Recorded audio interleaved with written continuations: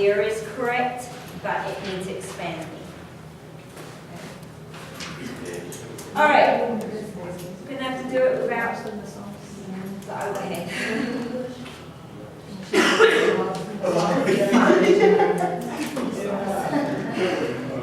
All right, so I'm going to do altitude stress today.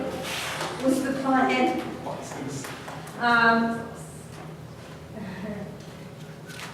It might be a little shorter than it would have been without the help of the overhead, but I'll give it a go.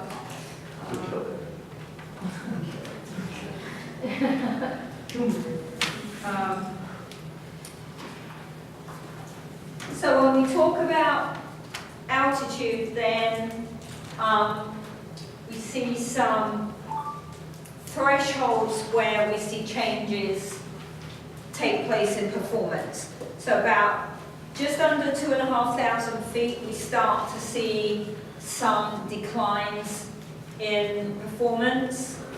By the time we reach 5,000 feet, then those declines are becoming more obvious. So typically, if you're reading an article about altitude or a textbook, and they say altitude, they're talking about 5,000 feet or higher, because that's where we really start to see the biggest impacts on performance. Once we get to just over 7,000, between 7,000 and 7,500 feet, then the declines are pretty significant.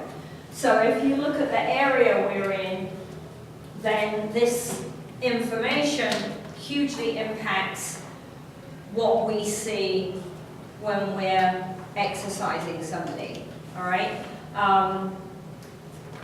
Here we're at about 4,000 feet, so we're high enough to see some impact on performance if you bring a new athlete in who is coming from sea level. It'll take them a little while to get used to this, but we're at a pretty good level for training because we're not quite high enough to see those really big impacts. So once we've got used to this, this is a pretty decent area of the state to be in for an adaptation point of view. All right, so you're high enough to stress the systems, but not so high that we see really big decline in performance.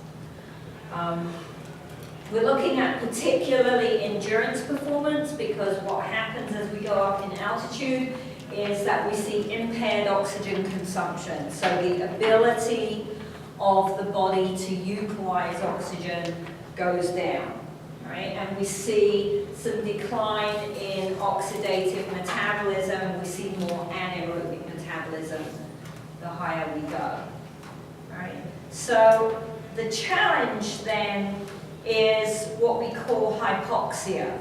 And hypoxia is compromised delivery of oxygen to the tissues. So my oxygen saturation levels are low, and I'm not doing a very good job of getting the oxygen into the muscle tissue. When we're at sea level, barometric pressure is 760 millimeters of mercury. And oxygen is about 20.93% of the gas mix at sea level. Now, when we go up in altitude, the oxygen percentage, 20.93, stays the same. The problem is that the barometric pressure drops a lot. And so we start to see an impact on that partial pressure of oxygen. So we're going to go back to our high-low situation across the membrane. Right? We also see increased levels of dehydration the higher we go, because there's less water vapor. Cold air holds less water vapor than warm air. Right? So we have a couple of different physiological issues as we go up. One is this oxygen problem, the other is an increased risk of dehydration at a quicker rate. All right?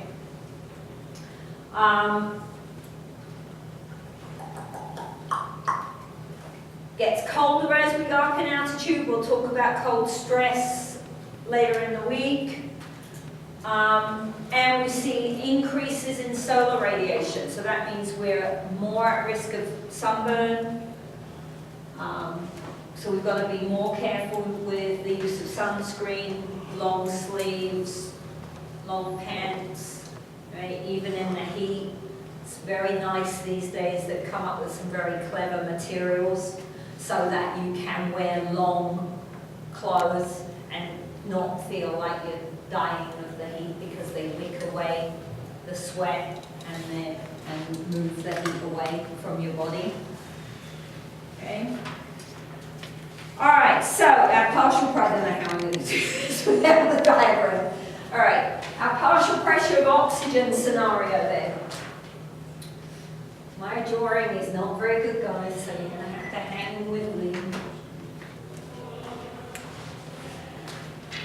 A few weeks back, we looked at a diagram that resembled, we had the alveoli here, and then we had the bloodstream to the heart, right? And then to the muscles.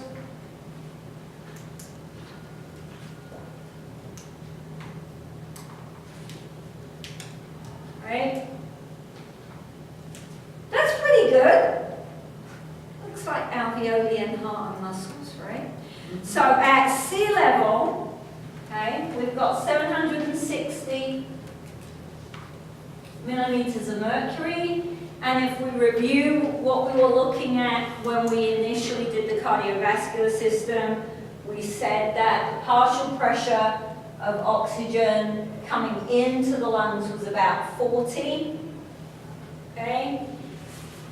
In the lungs, it was 104. Coming out of the lungs, we had partial pressure of 100. Okay. In and out of the heart, we're still looking at 100. And then when we get to the muscle, the partial pressure in the muscle is 40. So that gave us a gradient of 60. Babe, you okay? Remember that?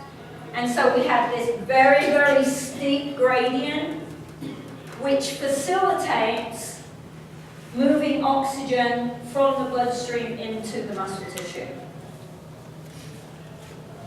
Okay. Vaguely, light bulbs going off from cardiovascular. Right. Now, what happens then when we go to altitude, and this is high, this is 4,500 meters. But at 4,500 meters, you're only looking at 460 millimeters of mercury as barometric pressure. And so we've got 104 becomes about 96. Our partial pressure in the bloodstream is about 42. So this is a common mistake, right, that people make, is that I can't breathe in enough oxygen. That's not true, because we've got quite a good gradient here. Right? When I come around here, this one is about 27. All right? So I've got a decent gradient to move oxygen out of the lungs into the bloodstream. Okay. When we get around here then, we have 42, but in here we've only got 27. So now our gradient is only 15.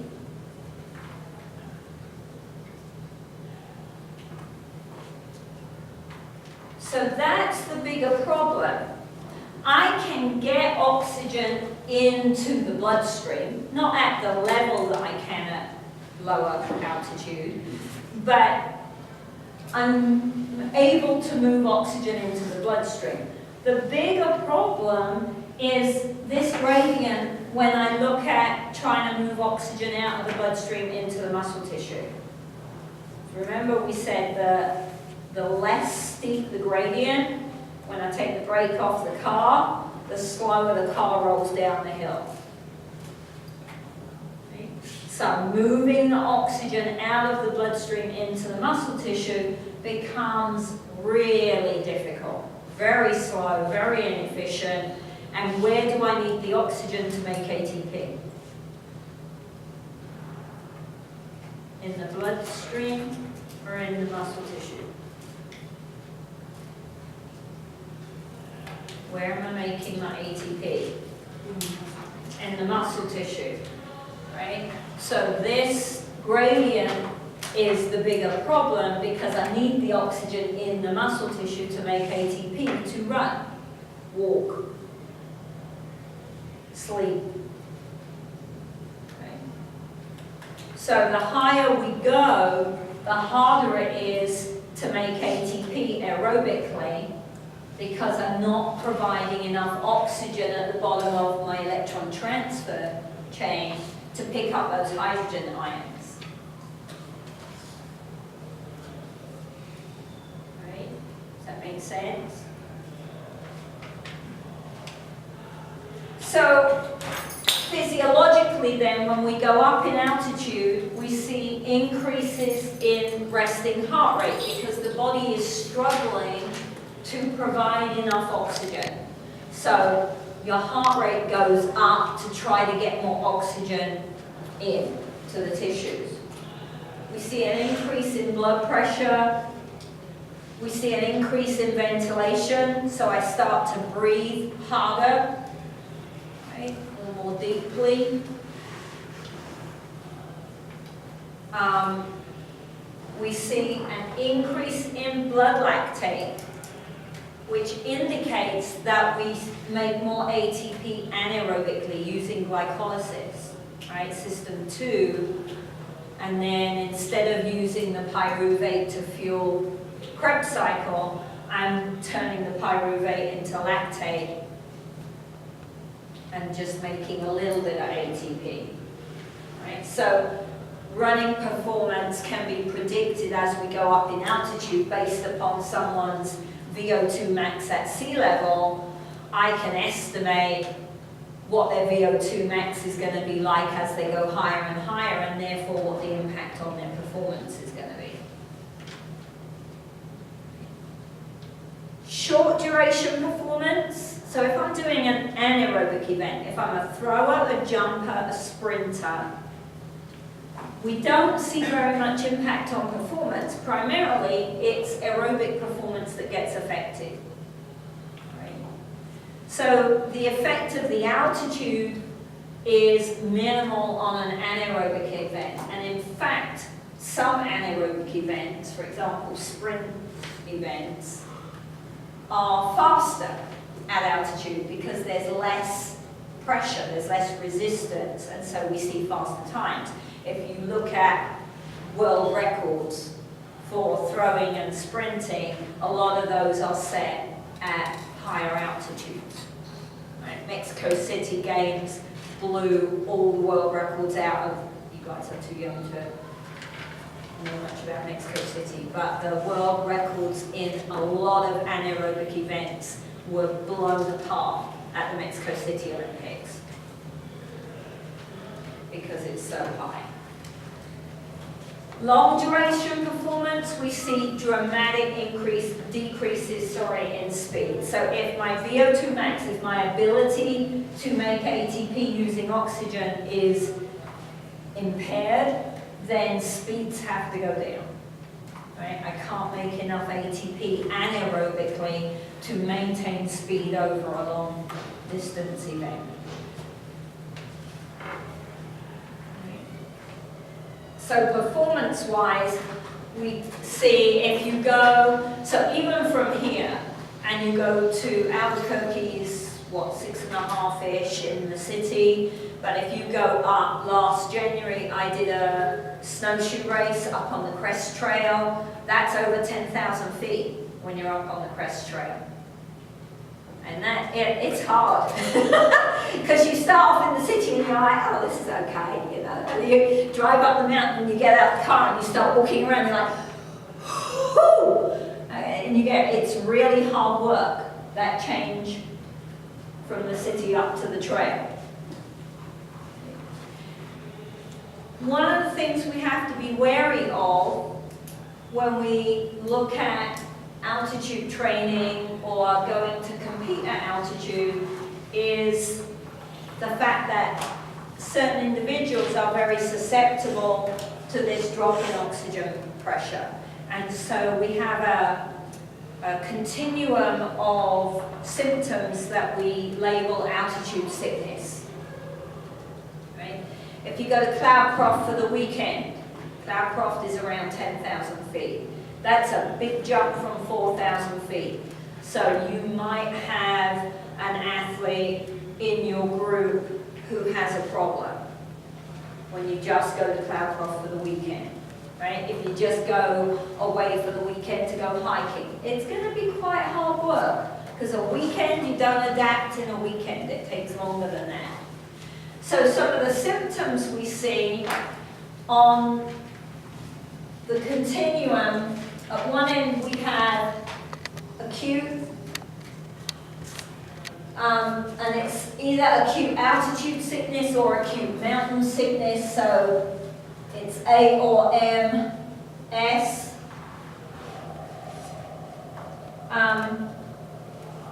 Recreational athletes, because they're not as aerobically fit as a competitive athlete, often suffer from acute altitude sickness, particularly when you're looking between 8 to 11,000 feet. So anywhere around here where we would go and recreate. We go skiing for the weekend, we go hiking for the weekend, take the bikes to Ruidoso. You're looking at the possibility of seeing these symptoms. Particularly, as I said, if you go up quickly. So from here we just go overnight. Headaches, nausea, feeling weak, difficulty sleeping. So, and this can last anywhere from 2 to 7 days. So again, if you just go for the weekend, you might find that you don't sleep very well and then you come back and you feel a bit foggy for school the following week. And yet you think, well, I went outside, I had loads of fresh air, I did some exercise, I should be feeling good when I come back. But if your sleep pattern is disturbed, then you might not, you might feel worse than you would expect to. Some people exhibit a loss of appetite, right, depending on how sensitive they are. So it is pathological. So you can't say to your mate, oh, come on, get over it. You just take an aspirin, it's just a headache, right? It is symptomatic of a pathological condition, okay? And the problems are not necessarily this. This is uncomfortable, it's unpleasant, right? Below 7,500, 8,000 feet, you probably don't see this very much. At 12,000 feet, most people are going to have it, but most of us don't go up to 12,000 feet very often. So this is uncomfortable. The problem is what's coming if we don't address this and we either keep going up high or we increase intensities. Right? So the next one here is happy. Except it's not happy, right? Happy is high altitude pulmonary edema. So this is typically, again, unconditioned individuals. So people who are not in good shape, in particular, who are otherwise healthy. We quite often see it in children and young adults. And and it can be life-threatening because pulmonary edema means that I'm getting fluid accumulation on my lungs. Okay, so shortness of breath, maybe coughing, blue lips and fingernails possibly, so if they're starting to look, if their colour's starting to look a little funny.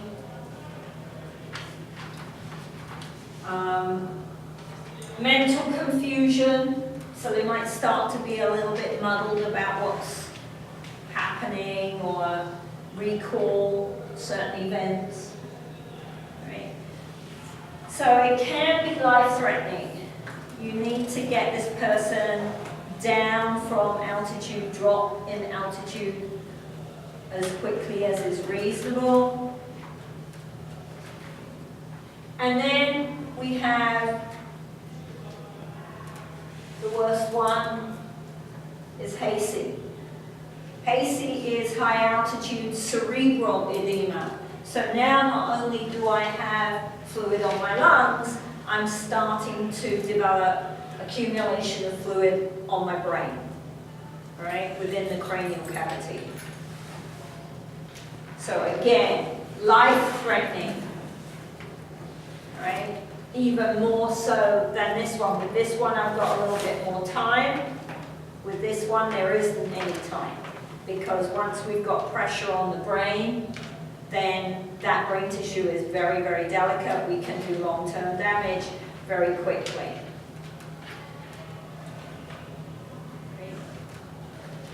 So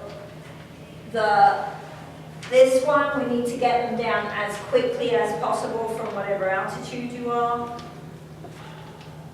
Right. They may be unconscious if we don't catch it quickly enough or if it takes too long. So you may have to carry someone down, right?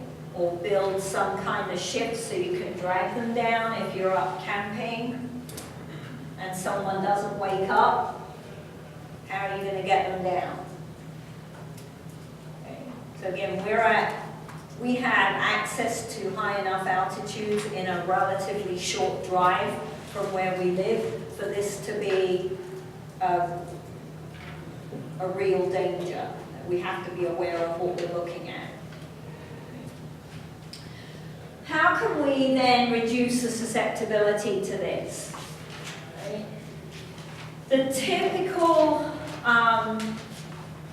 instructions are, well, don't go up the mountain so quickly. Take your time. Go up in altitude gradually over time. So I shouldn't go up more than 900 to 1,000 feet a day. Well, physiologically, that's great. Realistically, is that likely to happen? If I recruit an athlete and they're coming over and we're at Ruidoso, am I going to pay for them to do 1,000 feet a day to get to Ruidoso from sea level? Another strategy you can use is limit the initial exertion. So obviously, if I'm not able to use oxygen as well as usual, then intensity becomes much higher.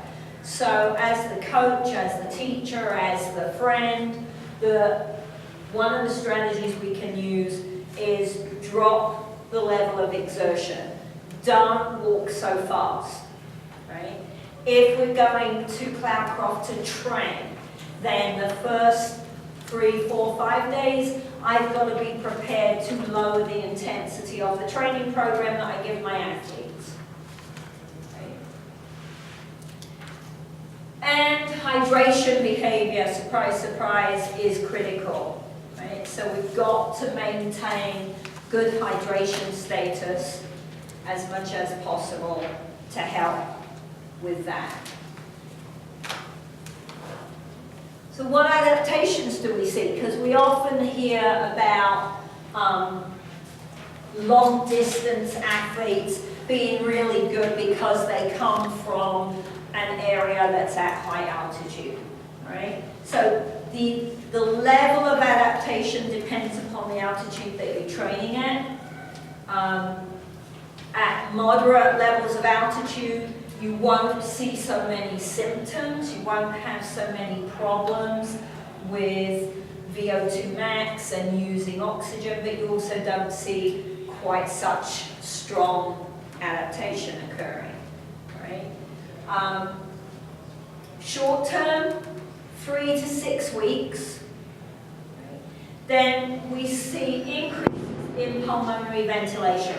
So we breathe faster and go deeper for the first 3 to 6 weeks. We release EPO, erythropoietin. So bone marrow releases EPO, and EPO stimulates, not the bone marrow, the adrenal glands release EPO, and that stimulates the bone marrow to make more red blood cells. So more red blood cells would mean, doesn't change the PO2, but it gives me more buses to pick up some more oxygen, right? So instead of being 42, maybe I'm at 50. So it doesn't take very long to see an increase in red blood cell count, and therefore an increase in hemoglobin and things like that. If I want to see further changes, then we're looking at more around 3 months. Right? So by around 3 months, we start to see changes in the blood network, in the capillary network within the muscles. So the capillary density increases, and therefore I've got the ability to transfer more oxygen because I've got more surface connection between the blood and the muscle. Cardiac output starts to increase again. So my heart rate drops down a little bit, my stroke volume increases a little bit, and we still have a higher resting heart rate than we would at sea level, but it comes back down from where it was the first couple of weeks.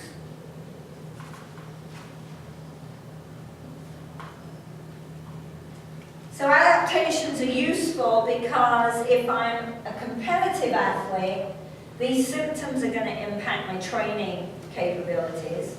Right? If I've got a headache all the time, it's difficult to train.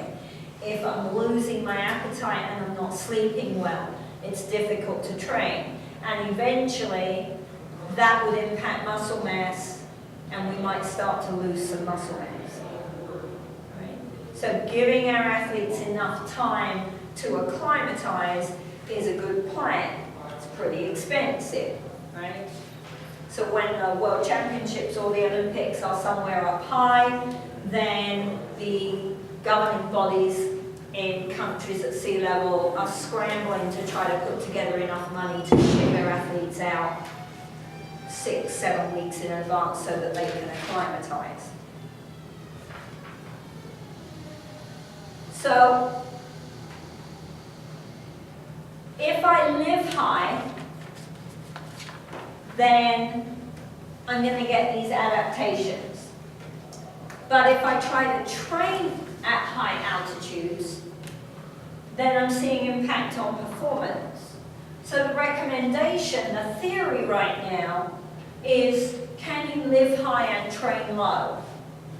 So can I live at an altitude where I get lots of adaptation, I get extra red blood cells, because then what we see is people who come down from altitude have much faster race times when they race at sea level. But my intensity of training is impacted at high. So can I live somewhere where I can move far enough away to train at a moderate altitude? Okay. Again, money plays a big role.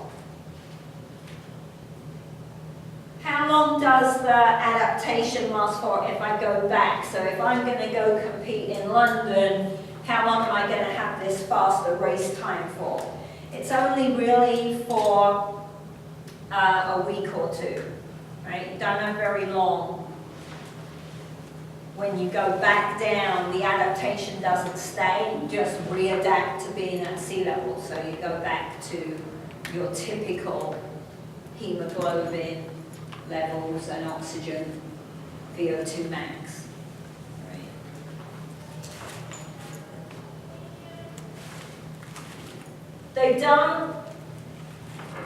They're not sure where the link is. So if I have trained at altitude, it means I can train harder at sea level, I can run a little bit faster, although there's still controversy over improved performance, because performance includes a lot of different factors. But we do see faster race times, right? It's difficult to study this idea, because if I take a load of athletes and I stick them up at 10,000 feet, they can't train very hard for at least a week. Okay. So, not a lot of people are going to agree to being tested, and the amount of work they can do is less. And so it's a difficult thing to really get to the bottom of. They've done a lot of work looking at, in the chapter in the new textbook, there's a lot of work that they've done with mountaineering and climbing, people who are going to really extreme environments and altitudes. So that's where a lot of physiology research is being done, because there's a lot of people trying to do silly things like climb Everest without oxygen, and because I don't know what would motivate someone to want to try to climb Everest without oxygen, but they are, all right? So there's a lot of research looking at that population, because extreme sports are on the rise. I get a Patagonia catalogue, and some of the photographs in that catalogue are insane. I mean, they're at ridiculously high levels, and they're coming down a slope that's not even, to my eyes, doesn't look like a slope. It's just a sheer drop-off, and they're trying to snowboard down this drop-off, and there's tops of trees pointing out, and right? It's insane that that kind of extreme winter sport is big business these days. So people are trying to learn as much as they can about that. If you have to compete at altitude, then what strategies can you use? Clearly, you can go out several weeks in advance and try to adapt to being at altitude. If you have access to the funding, you can use an oxygen tent, although there's a lot of controversy about using oxygen tents right now, because they're not available to everybody, and so there's some argument about whether or not an oxygen tent should be classified as an illegal ergogenic aid, right? Because not everybody can afford it. So, is it an ergogenic aid? Absolutely. All right, it benefits performance because it replicates living at altitude if you sleep in an oxygen tent. But hyperbaric chamber, but they're very expensive, so not everybody has access to them. You can try and get in and out quickly, right? So particularly if it's an event where you only have to compete once, you can come in and try to get out within 24 hours, and then you would alleviate developing these symptoms. So if I have to run 10K on Saturday afternoon, can I arrive Friday night, sleep well because I haven't developed symptoms of AMS yet, and go compete and then leave? So that's one idea. Be as fit as possible. So the higher I can get my VO2 max, at a lower altitude, the less impact. I'm still going to have a big impact, but if I start off higher, then the impact would still put me at a better oxygen consumption rate than it would be if I wasn't that fit before I went up. So there's some different strategies, although they're not all reasonable if you don't have access to good funding, I don't think. You guys are great. When you look at certain professional sports, like everybody hates going and playing in Denver, right? All the football teams and hate to play in Denver because Denver is just above 5,000 feet. So it's right at the level where if I'm coming from, I don't know who competes against Denver. If I'm coming from with a team that's at sea level and I have to compete against Denver, in Denver, we're stuck before we start, really. Right? So there's some professional situations where you see altitude impact team games as well as individual long distance events. Okay. There's a lot of information on this in the chapter, guys. Please look carefully at it. You knew, right?